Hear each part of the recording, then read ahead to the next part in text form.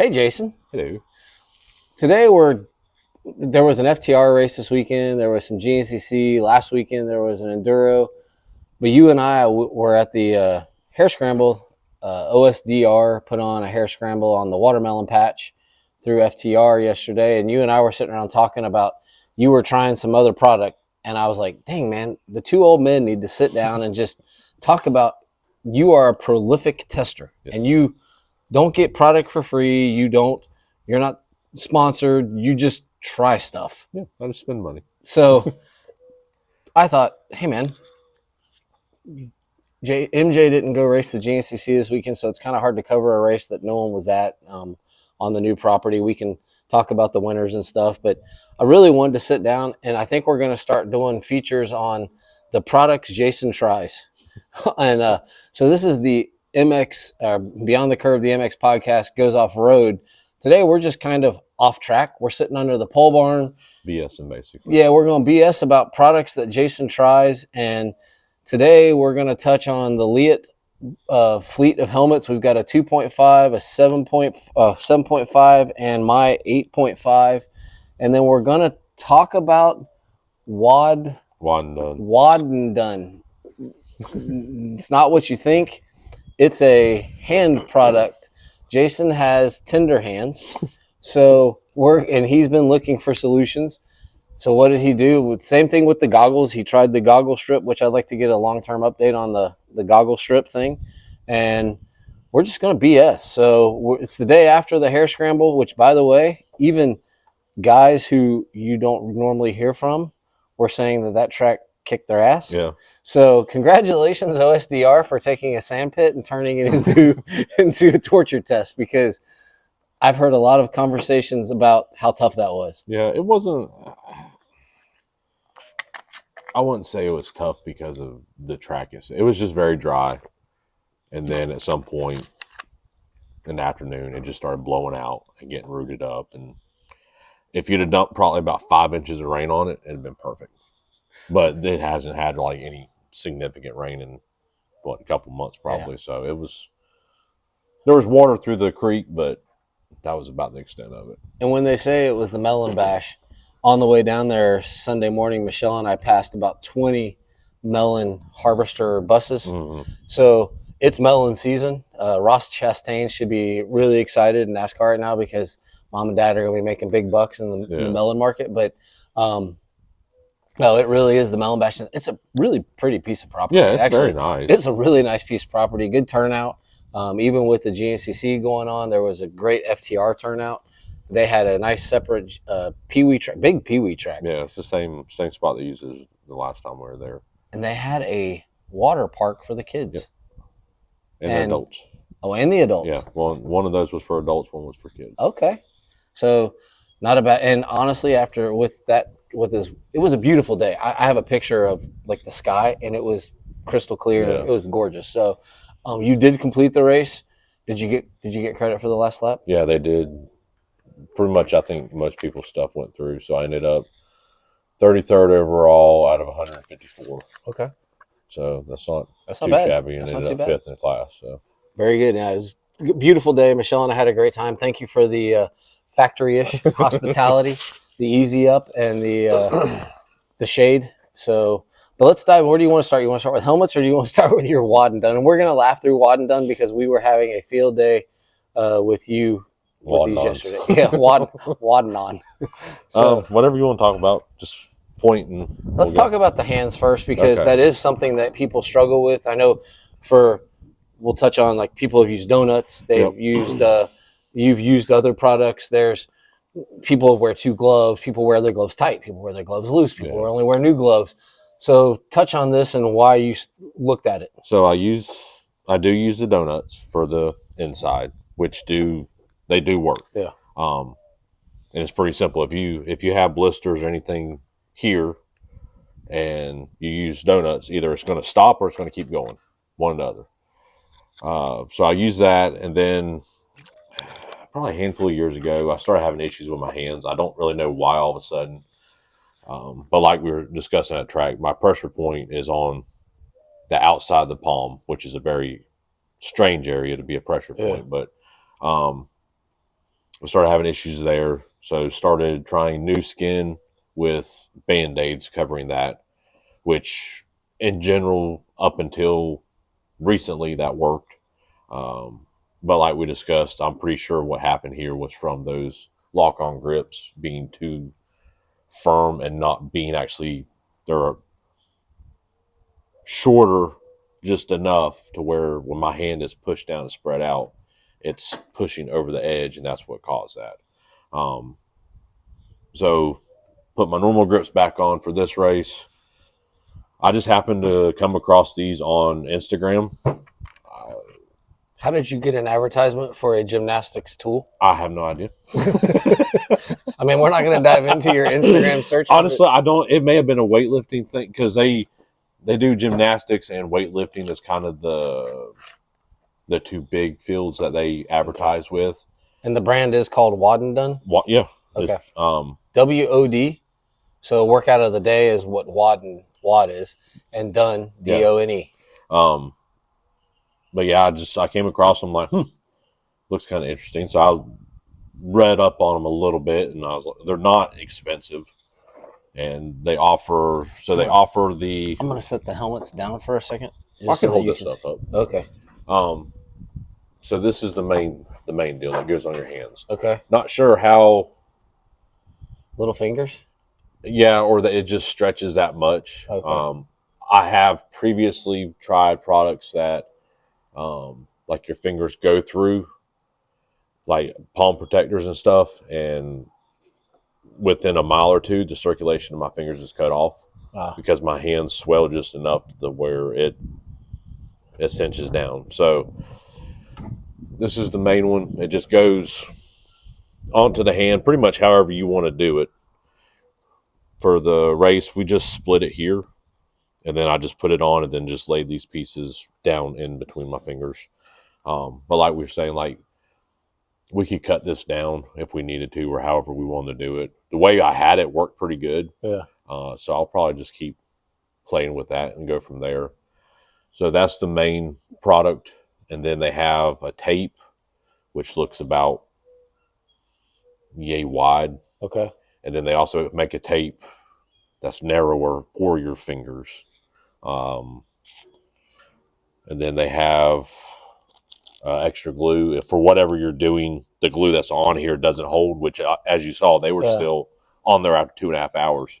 They have a glue that you add to it, and apparently it doesn't turn loose at all. I wonder how that affects the skin. Because what's the material that's sliding? Like, so you have adhesive on your hand, but what's the material?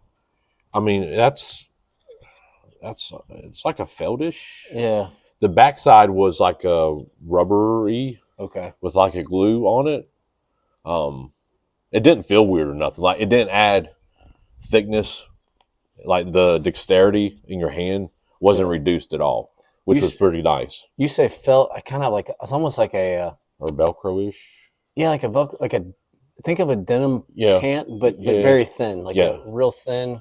So it does. I mean, I can slide my hand across it, but it has texture though. Is there any latex in it or anything? Because I know some people are allergic to latex and. That I do not know.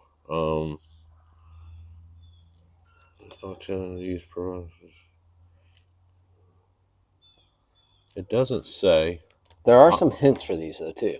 Don't try to put them on under your easy up with the wind blowing. Yeah, they're not wind friendly. You went through one set, but But the only thing that's basically you dry your hands. Yeah, just make sure your hands are good and clean, and then you just stick them on, and they're pretty much when they go on, it's there. Do you pull the tabs tight, or do you just lay them on? I just laid everything down. Okay, and nothing moved. No, it like as you saw, like the clutch side moved a little bit, but for the most part, it was still completely in place. The throttle side didn't move at all. No bunching. No, because I know, like I used to try to wear the undergloves. Yeah. And I would get bunching, which actually made it worse when I would do it. Because I have a weird spot right there. I don't know why. Because I used to have heavy calluses. I now have executive hands, so I don't have calluses anymore. But Yeah, I had a weird spot there, but that is a weird spot, but from where you ride. Yeah, because for whatever reason, I carry my weight on my hands at an angle outside like that. I don't know why. So this is a product, and was this stuff? So this is a aftercare deal to put on blisters or busted calluses. It's just like a chapstick or whatever. You just push it up. It's Same company or? Yep. Oh. It's got where's it at? It tells you what it is. Beeswax, olive oil, shea butter, aloe butter, lanolin, essential oil of eucalyptus, and peppermint. So you were just lubed all up afterwards. Well, I got this. It smells good. Before this stuff was healed, and I put it on, and I mean it did help. But I've had that from this weekend and these two spots from this weekend that I started putting on last night. So I'll see what it actually does with something fresh. But it's supposed to, if you have something fresh, you put this on there and it's supposed to immediately start helping it heal. So I'll see. So are you going to give those a try again? Is that another shot product? Yeah, I mean, as long as it keeps working, which did pretty well this weekend. Yeah. There were some spots where you're doing a lot. You're not riding smooth, so you got a lot of movement. Yeah. It's a good test. I mean, it was pretty much, this spot from a month ago still isn't healed. So there's no more damage to what was already there. Yeah. Which meant those worked. They did something. So I'll keep trying them and go from there. And did it make your gloves tighter? Did it do it? No. So it did not change dexterity at all. Okay. I did not feel like when I've used under glove liners. Yeah. Obviously, you put them on, they feel fine. And when you go to grab the bars, it feels like your hands are freaking huge. Yeah. With the Band-Aids, depending on how thick the pad is in the Band-Aid, I would feel that until I started riding. And then once it kind of wore in, it went away. With these, I didn't feel anything. Okay. I've tried duct tape. And with duct tape, as soon as I start, I immediately feel how smooth the duct tape is. Like duct tape has no grip. Period. Yeah. But these have grip, and it didn't change anything, which was nice. So, well, so how much does this product cost? I honestly couldn't. I can't remember how much. I want to say for about five sets of these. I think this and this was like $50. Okay. For 5. It's not expensive. Yeah. It's reasonably priced. Because I mean, it's a throwaway item. It's not something you're going to reuse. So it's a one-time. And you get one pack per, so you get one one pack has left and right in it. Okay. Yep. So you get basically but if you have hand problems, it's going to save you potentially from missing a race or damaging your hands more. Because there's nothing like trying to grab a bike, grab a handful of throttle when you can't. Yeah. When you have an open blister. Yep. So it's a product, and it's one of those things. Like exactly what this is about is Jason just tries stuff, and he's willing to tell like you don't get any sponsorship from WOD DONE. I discovered them 3 weeks ago it was after the last race, after Dade City. So I mean, I saw it. I'm sitting there with a freaking hole in my damn hand. So I got to figure out something. Try something. Yeah. Well, very good. Well, let's do before we jump into helmets. Let's dive into the goggle strip. What's it called? Goggle zone or whatever. Yeah. How is that going? The goggles I wore this weekend didn't have anything. It was just the lens. Okay. But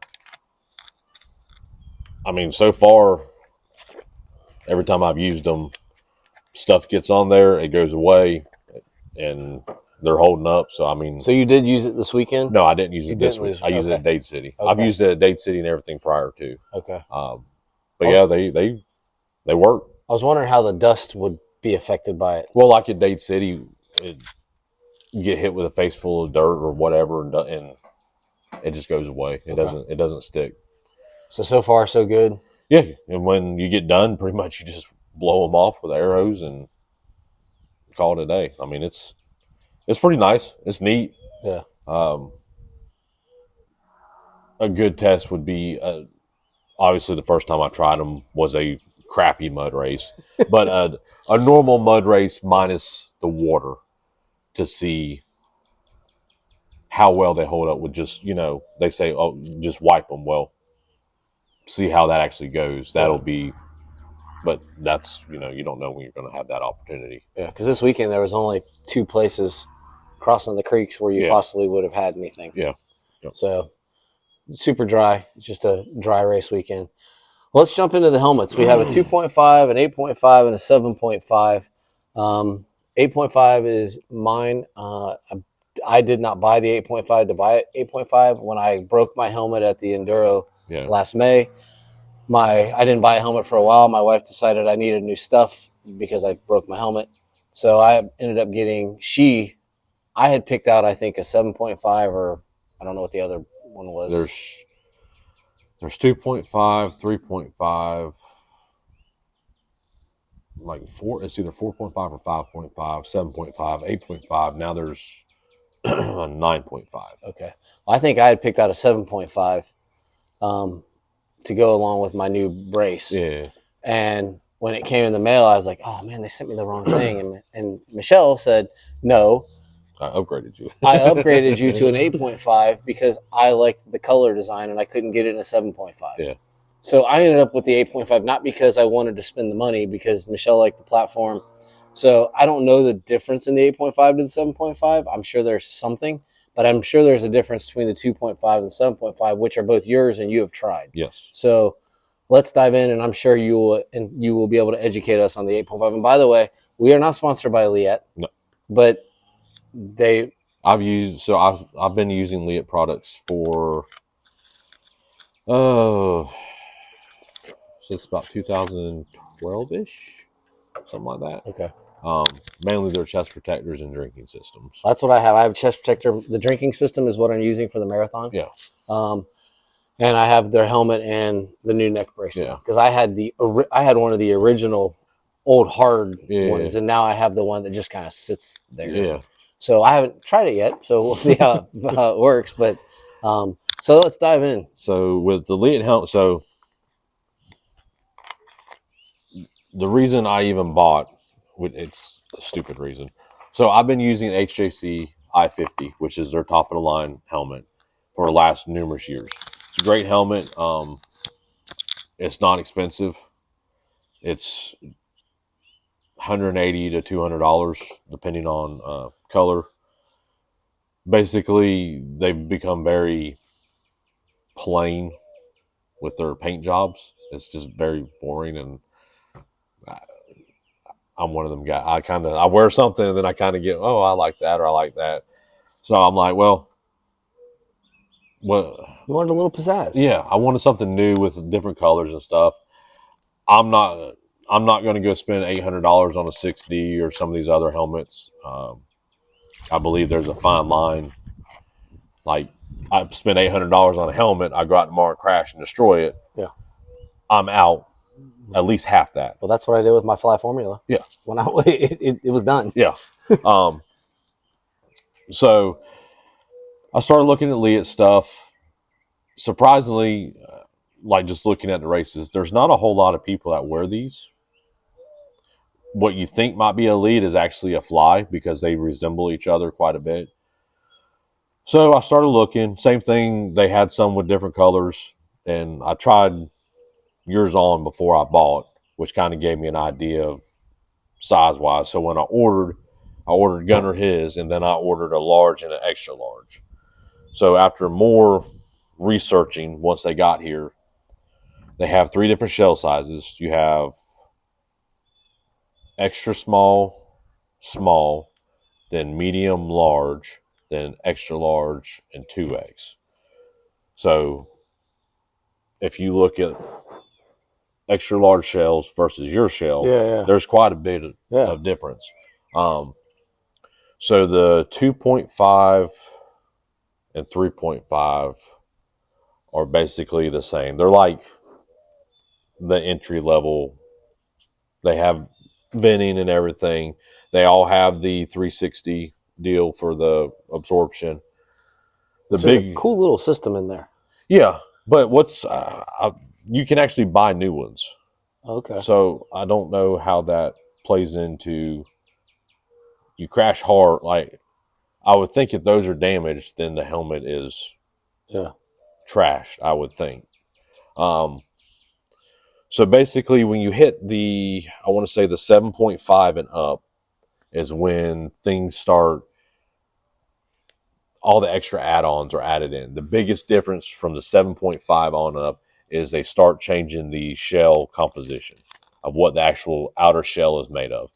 The venting system and all that from the 7.5 up is basically the same. Everything's the same except for the shell composition. Yeah, I'm noticing ours have vents on the side, the 2.5, Yes. but yours have bigger vents on the back. Yeah, but I don't have. So in the front, I've got that. And then if you look at the front of these, Oh, okay. you've got that. So what the 7.5 up has is this vent, Yeah. where the 2.5 only has the top. Yeah, it just has that. Yep. Okay. So I wore this one at Dade City. With some wonderfully perfect matching purple gear, Yes. by the way. It was comfortable. It was fine. Once it kind of got broke in, it got, I don't want to say loose, but it moved one time and I kind of had to get it readjusted. Kind of same thing that happened with this one. This weekend I wore that one. It fit fine. The biggest thing I noticed is the visor length on the 2.5 is longer than it is on the 7.5 and up. So when you have this one on, you're looking out, you still can see the visor like you can on most helmets. On this one, when you look out, there's nothing there. There's nothing there. Huh. They do send you a visor extension that goes on it, which I'm going to put on there just to see if it makes a difference. Because the thing I didn't like is I can't see where the visor is. So whenever you're coming up to something that might catch your head, you really subconsciously make yourself duck more because you can't see where the visor is. Makes sense. And you don't want to get it tore off. So if you stay like this, it's getting tore off. Well, you don't know how much to duck. And by the way, the visors will pop off.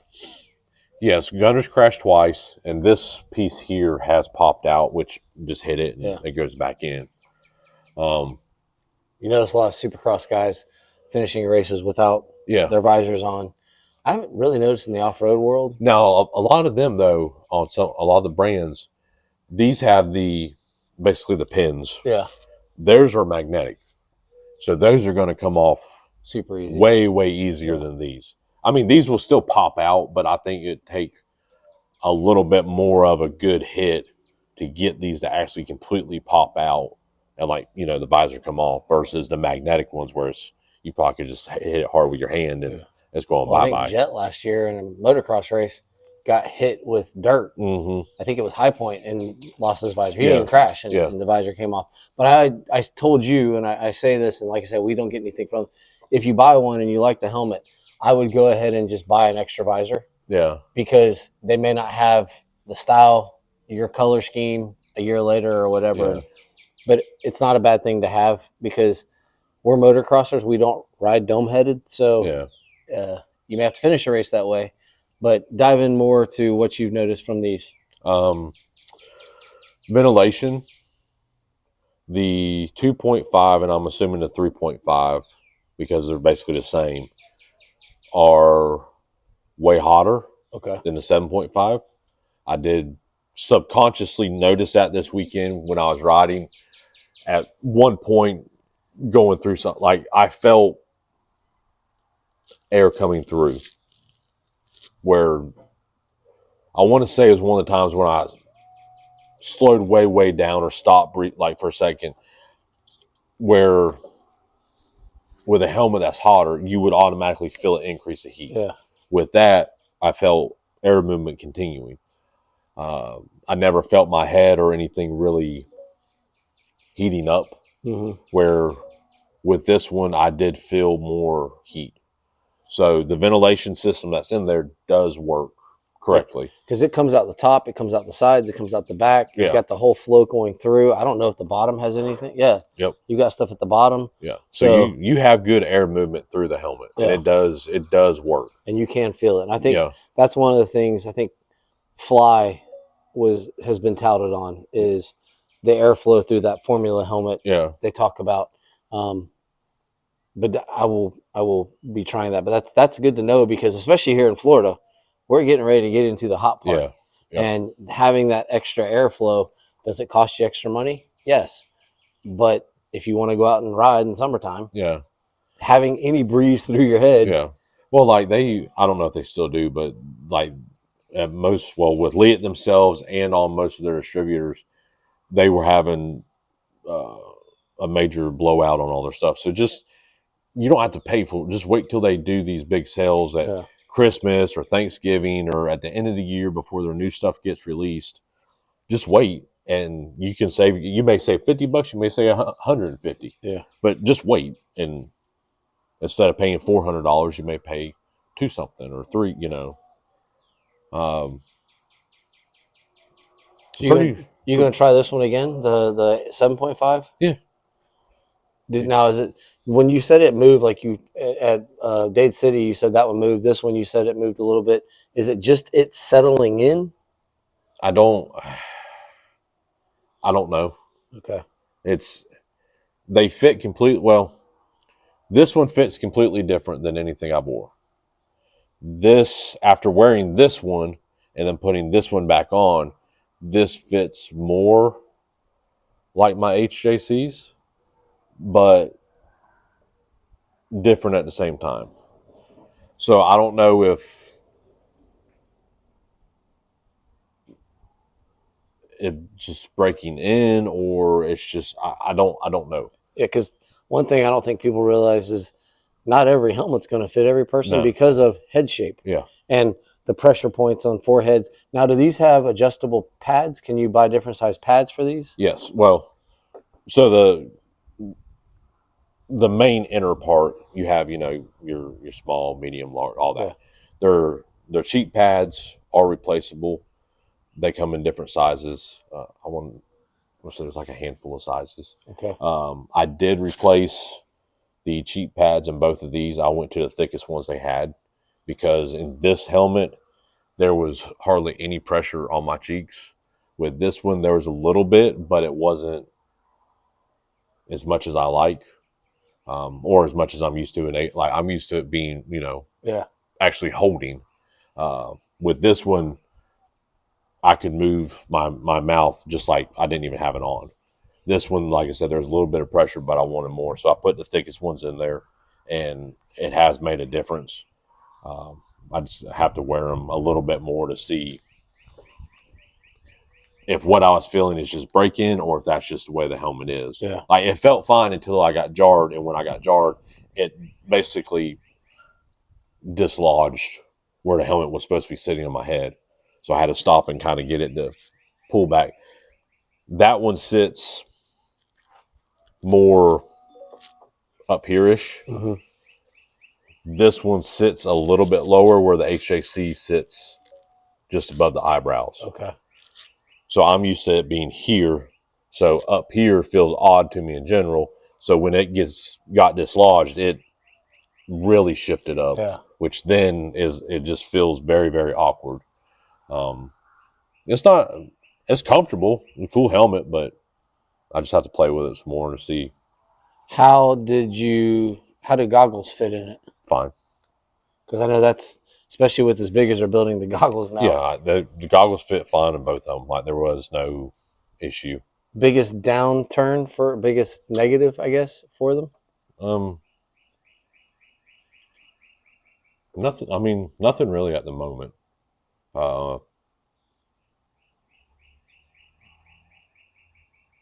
We'll know after I beat the crap out of them a little bit more. And I may after the marathon here in May, I'm going to start getting out, so I'll get to try mine a little more and see. But I have worn it twice out here to ride, and it was comfortable. Yeah, just getting used to something new because I had a Fly before. I'm not that detailed, so for me, I don't usually wear them back to back and try different Yeah. things. So, One thing I did, is it in yours too? Yeah. So if you look in yours, they got that mesh stuff over the vents. yeah. So on both of these helmets, I tore, which I do on all my helmets. They come with like foam or whatever in the front piece. I tear all that crap out. So the mesh that's here, if you Yeah. take that mesh out and you sit there and blow through it, you barely can feel any air coming through that mesh. Oh. Well, if these are supposed to be vents Yeah. and you put a mesh in there that restricts airflow, then what's the point of having these vents? And that mesh is basically stopping sand from going in, is what it's doing. In theory, yes. Yeah. But it's restricting airflow coming through the helmet. So, if you pull on it, it'll just pull. It's kind of like pressed in there. It'll just pull right out. But I noticed your 7.5 and my 8.5 have the capability of having the hats off device. yes. So I don't know, does that? No, this just has the 360 stuff in it. It doesn't have anything else in it. Okay. So airflow, you can, what he's talking about is this piece of foam right here.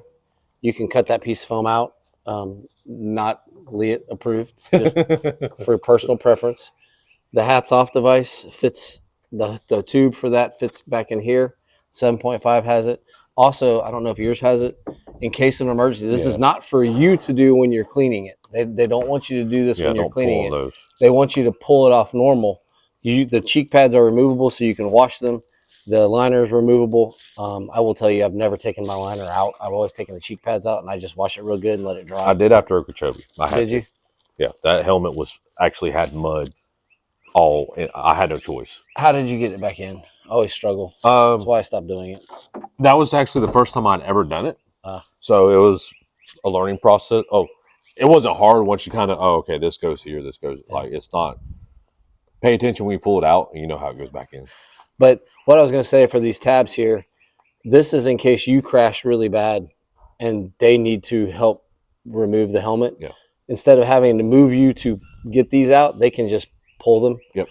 And your helmet all of a sudden becomes a lot bigger and they don't have to move you. So that's another, and Leatt is a safety company. That's what it even says on the side, pull red tabs in case of emergency.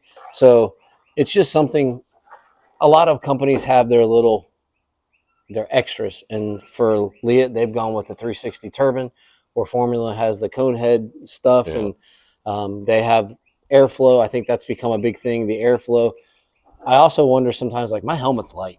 Yeah. And I sometimes wonder, like, I know it helps us, but how light is too light at some point? You know, like, is it actually doing anything? It's kind of like watching these guys on the big Harleys and they're wearing the skeleton, the skull caps. And it's like, well, you have a helmet on, but not doing anything.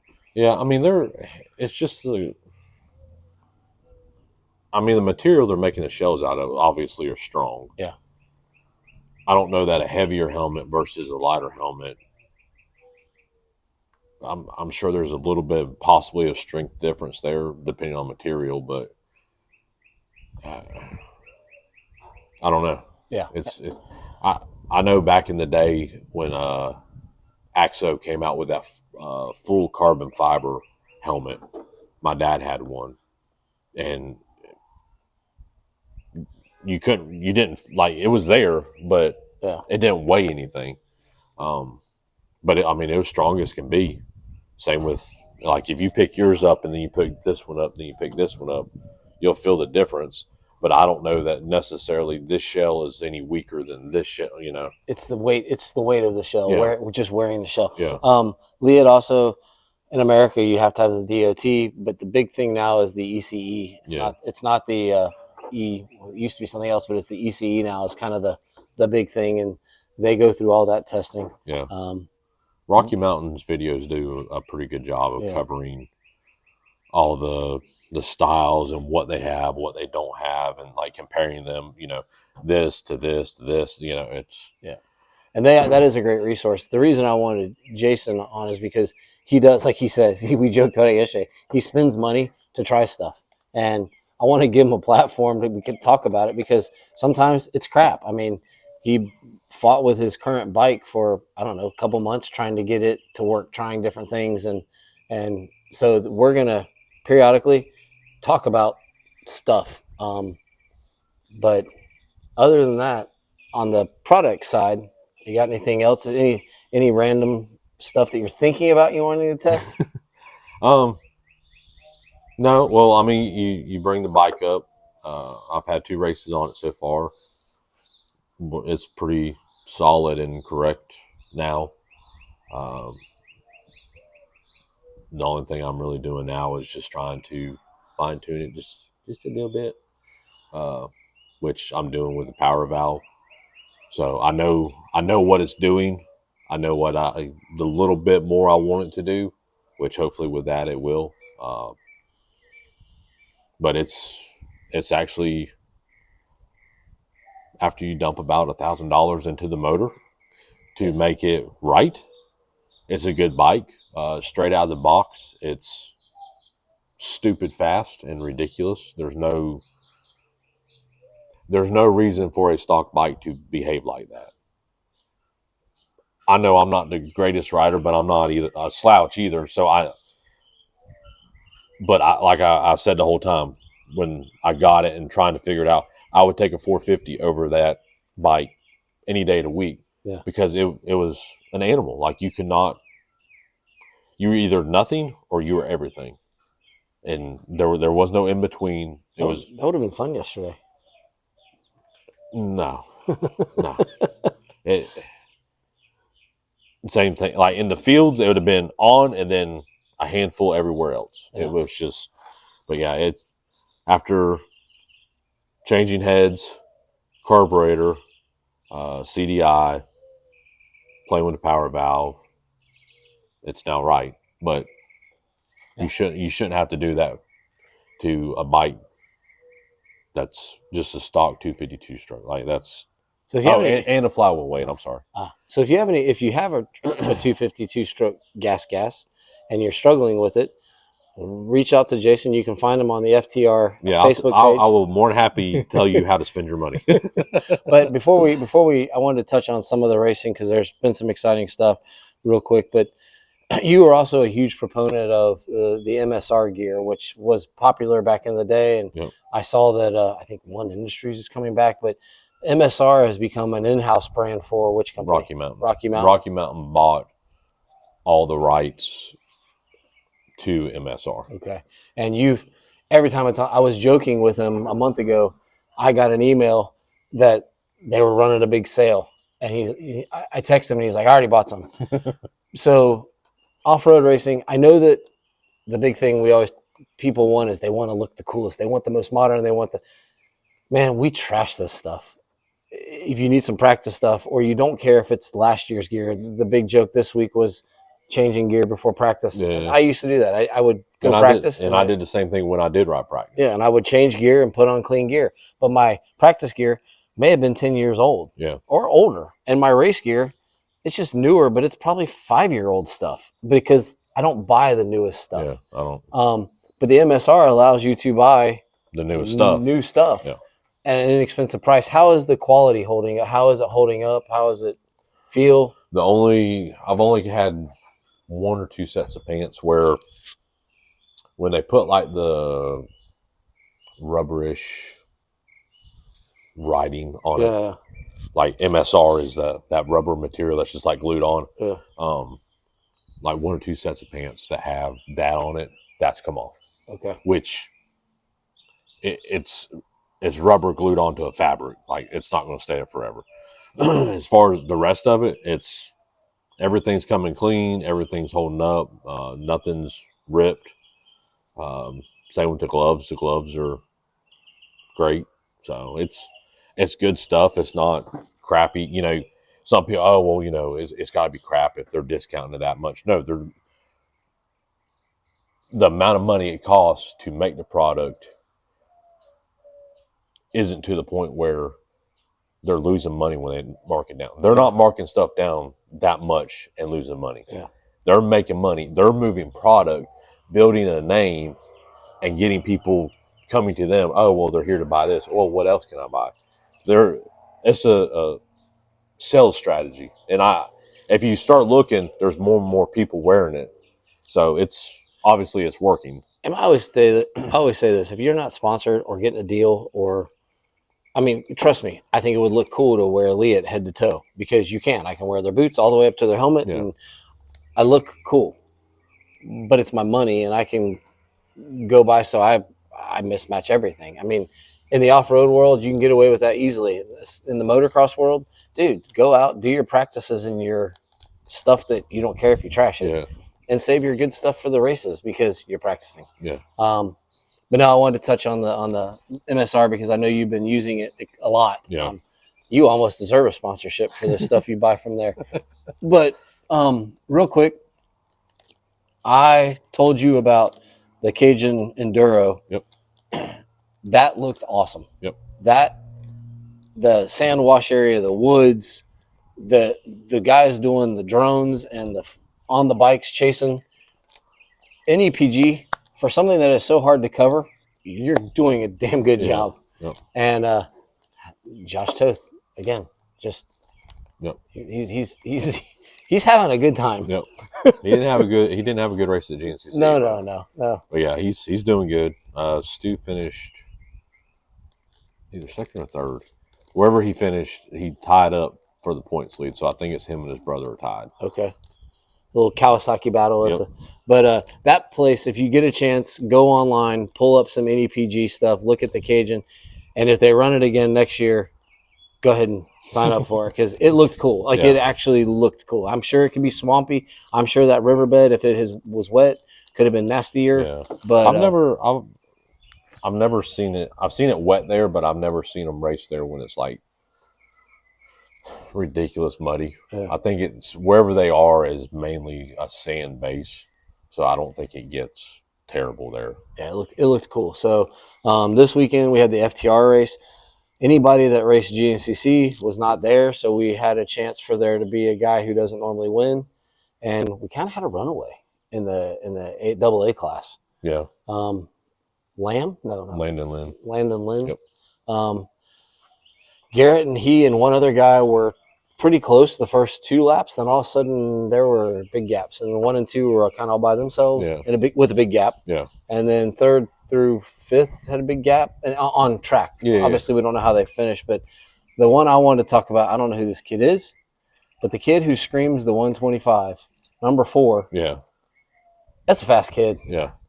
I don't know who he is. I'd love to meet him and talk to him. He's got his own tracks and stuff, and he's fast. Yeah, I don't know what their goal is or what they're trying to accomplish, but they're spending money. Yeah, I'd love to see him try to go race with the big boys. Yeah, just to see how you fit in because you're fast. He raced. Let's pull it up real quick. I know he raced Florida GNCC. Okay. But the track this weekend, same place they raced the earlier race, but changed some things up. I saw more grown men who are fast riders in the section. My wife and I, we were over in like the little mound section across the road, and we stayed there for about an hour and a half, just watching people's different lines going through there. And if you came through fast, it was rough. And if you came through slow, it was rougher. And It sucked either way. I had grown men stare at me. I had one grown man stop and ask me what time it was. And I was like, it's 3:01. And he's like, okay. And I figured he was going to turn around and just head on back. Yeah. No, he kept on plugging away. And kudos to you because, dude, we were only, mile and a half in at that point, maybe? Maybe 2 miles at that point? Yeah. Give or take. Yeah. So he had a long haul left to go. Yeah. So, and right behind him, probably less than 2 minutes after he came the sweepers, and I thought, oh, dude, you should have just waited a couple more seconds. Yeah, But I had grown men telling me how, oh man, they're just staring at me like, oh God. I'm like, you're all right, man. You're okay. Yeah. So, but last thing we'll touch on. Yeah, he got second at Florida. Okay. Yeah. So I mean, in the XC3 class? No, 150A. Oh, 150A? Yeah. Okay. So he's on a 150 or he's on a 125? Either or, I'm not sure which. Well, he screams it, whatever it is. Yeah, and I've seen some video because he's got an Instagram channel where he posts a bunch of stuff, and I've seen him on a 250F, and he's just as fast on that as well. I know I've seen him. He's been doing much motocross stuff too. So I don't like I said, I don't know what their goal is. Yeah, like we don't know him. I don't know him from Adam, but it's impressive to watch somebody just go out there and give it his all and start a few rows back and be in one of the top guys. But the big thing this weekend, how about the Privateer Kawasaki team getting 2 wins this weekend with Rachel and Stu? Yep. Big. I'm actually surprised KTM didn't, try to protest again. Yeah, like they have for the last several years.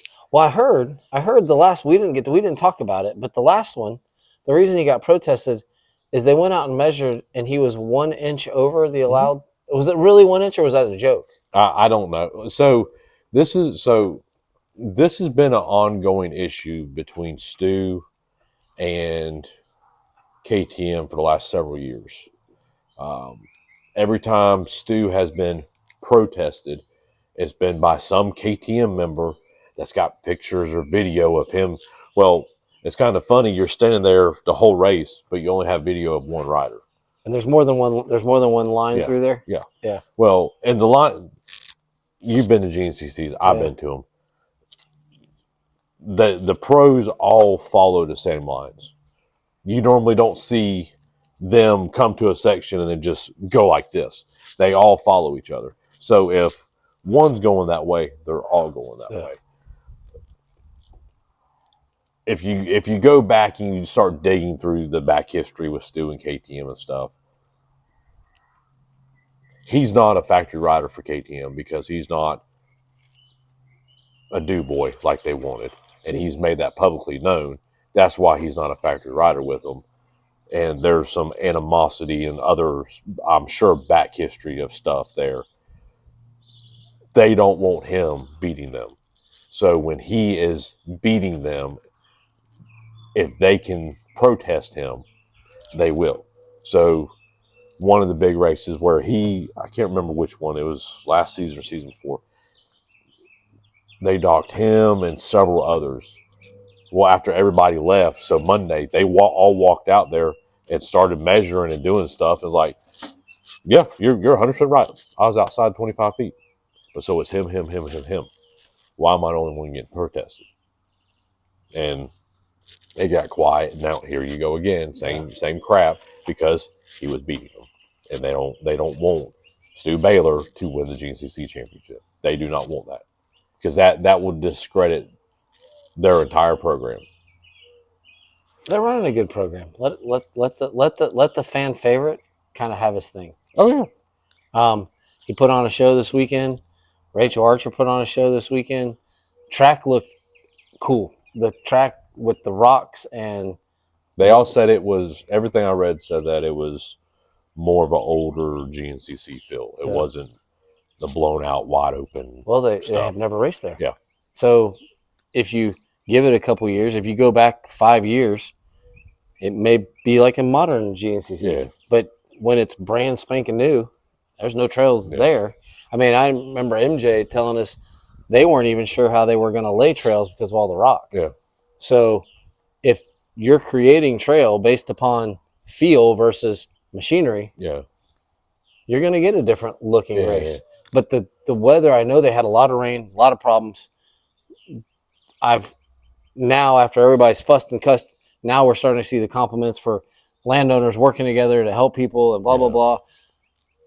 They're going to figure it out. They screwed up a little bit. They're going to figure it out. The track looked cool. It's a new track. Yeah.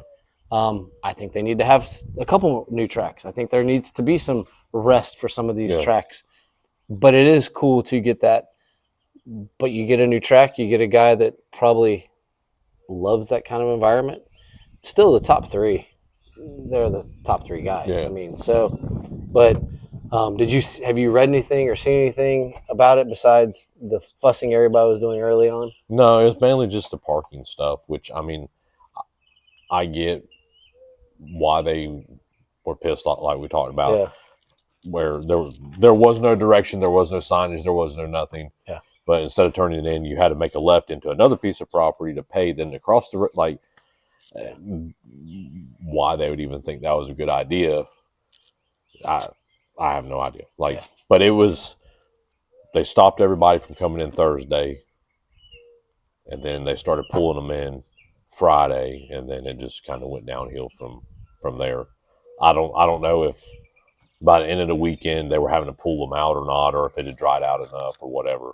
And that's not an uncommon thing. I mean, With them, no, like they'll pull. If there's 1,000 vehicles there, they'll pull 1,000 vehicles in. They'll pull 1,000 of them out. And I've been to John Penton where I've basically crashed to my parking spot, was used as a berm for the whole weekend, and got towed out because there was no way we were moving. Yeah. So that's not an abnormal. Don't think of that being a bad thing about GNCC. That's off-road racing, and you're out in fields. Like, you're literally out in fields. But unless you come to Florida. Yeah. Normally, if you can't get into the property in Florida, they're not having an event. Yeah. Because up there with the different textures of land and heights and different things, they can park higher or lower. But they have machinery and everything. FTR does not, unless that specific club has it. There is not standard machinery that goes to every event. Yeah, because they pull out the semis. Yeah. They pull out. I mean, anything that goes in can be pulled in and pulled out. Yeah. But overall, I mean, I know there were some problems, but overall, I think there was excitement for the new venue. Now we go back to normal. Mm-hmm. I think the other newish one is Powerline Park that they haven't been to in a while. Yeah. They're going to do that again. That was where the original, wasn't that where the mud fleas originated from, was the jumps going into the woods? That was the original mud fleas. Then it kind of became that name. No. No? No. The Penton that's in Ohio. Yeah. Powerline is the one that has that really big mud jump. Yeah. And you've seen pictures of guys drinking beer and I think that's different. I don't think different. I don't think it's the same. And then we'll finish up. I know we did everything backwards, but this is the way we live our life. The Supercross side. Good God, those guys are amazing. That track was fine. Yeah. Yep. But don't get off the track. Yeah. Because they had to use the forklift twice to get bikes out of the mud. I saw the one where the Futures rider went off into it. But Cooper Webb, an old dog. I didn't watch the 450s. I went to bed. I finished watching it yesterday. You don't give an old dog the bone because you're not going to get it back. Yeah. On the 250 side, I'll just say this because I don't want to get into it. And Hayden Deegan is a good rider. Damn it, I don't like him. It has nothing to do with him. I don't like the way he talks. Lee Diffie said, I was around him, and he exudes confidence. Yeah. And my wife looked at me and said, isn't that just another word for he exudes arrogance? Yeah, that's what it is. And he is his own worst enemy. He's good. Yeah, but he's good. If they don't do something, but he's not winning a championship. Not yet. Well, I saw where it's been a while back where I guess he made the comment in some interview where next year he's jumping on a 450 and beating Jet. Like, okay, go ahead. Well, that's going to last about 5 minutes. Yeah. But he has the potential to win championships and be great and do all. Unless they get a hold of him and do something very quickly, I don't think he'll last 3 years. He won't make it. And especially if you put him on a 450 full time against some guy, he will not make it. We've already seen Jet's had his run-in with Jason Anderson. Jet's been knocked down. You start messing with the big boy class. Yeah. It's different. Yeah. I mean, there is a pecking order, and you have to earn your way up in that pecking order. Yeah. No one messes with Tomac. No. They beat him, but no one messes with him. Yeah. Kind of like Weston Pike. Yeah. No, Frieza was the only one dumb enough, and the last time he tried that, Weston just beat on him with he didn't care. Yeah. Like, but there's a pecking order, and I just think the 250 racing has been good. congratulations to McAdoo for getting ahead of Yao and increasing his point. I know it's only to 4 points, but this weekend in Nashville, what a cool city. The vibe is high already. People are excited about going to Nashville. East-West showdown. I know we can't say shootout because that we're not going to kill one another. But the showdown, this is the chance for these for Levi Kitchen and McAdoo to try to get people between them. The talk this weekend was, oh, well, if he can get people between them, he can close the gap. And it's like, I get it. But there's a guy actually leading the championship right now who's been through hell and back. Yeah. Let's talk about him. Yeah. So, I don't know. Supercross racing was good. I'm more impressed with the track held up, and these guys and their track maintenance skills are just unbelievable what they're doing and how they do it. Well, at least they stopped putting lime down to dry it up. I think they learned a lesson after those last couple of times where people got burned. Bikes got ruined. Yeah, maybe we shouldn't do this no more. But whatever their tarping mechanisms, however they're able to, because they go in and build them and then just cover them. Yeah. But it was amazing. Like, it was actually pretty good racing. So for us this weekend, there's no GNCC, there's no FTR. Next FTR is when? 2 weeks. 2 weeks. That's in Ormond Beach. Okay, so Ormond Beach will be the next FTR up at not Sandland Ranch. Strickland Ranch. Sandland Ranch is in Lakeland. It's a golf course. Strickland Ranch up in Ormond. Next GNCC is, I don't know where, but it'll be, I think they're on their 2 week. I think it's on the same weekend. Same weekend again? Okay. This weekend, Supercross. Whenever Jason wants to sit back down and test stuff, we did not have MJ on because MJ was sick, did not go to the GNCC this weekend. So, not because we didn't want MJ on, there's nothing to talk about. So. We really didn't. No, there's nothing to talk about. But really. And before we leave, I'd be remiss if I did not wish my niece happy birthday. She's 22 years old. She's a school teacher. And she's 22? That's it? 22. Oh, I thought she was older. 22 years old. School teacher. And it's her 22nd birthday today. So happy birthday. Hope you filed your taxes because today's tax day as well. And the next time we sit down, we'll talk about a product. We may have a bike here one time. We may have just different parts, pieces, whatever. I know that I'm going to start riding soon, so I'm sure there'll be things that I need to go over, and maybe Jason will want to dive into stuff that's on my bike or stuff that we replace. Or, by the way, if you want a good value and you don't want to pay for a VP can, go to Rural King and get their utility jug. Yeah, it's a good value. They just don't bend as well when you're dumping. And not quite as good, but they work. They work. Yeah, they're good gas holders. Instead of having your VP cans at your house, you can use the Rural King and take your VP can to the race so you look like it. But thank you for demonstrations on the Leatt helmets. Thank you for, we're going to say this right, WOD DONE for the hands, the MSR update, racing update. It's been a busy couple weeks of racing, and there will be a Supercross podcast tomorrow, and we'll talk about the Supercross. So for Jason Crowley, I am Trey Heath. This was the Beyond the Curve. The MX podcast goes off-road, this and that, and it shoots the breeze today. I don't know what episode this is. Doesn't matter. 50.5. 8.5. 8.5 in honor of Leatt. So we'll talk to y'all later. Bye-bye.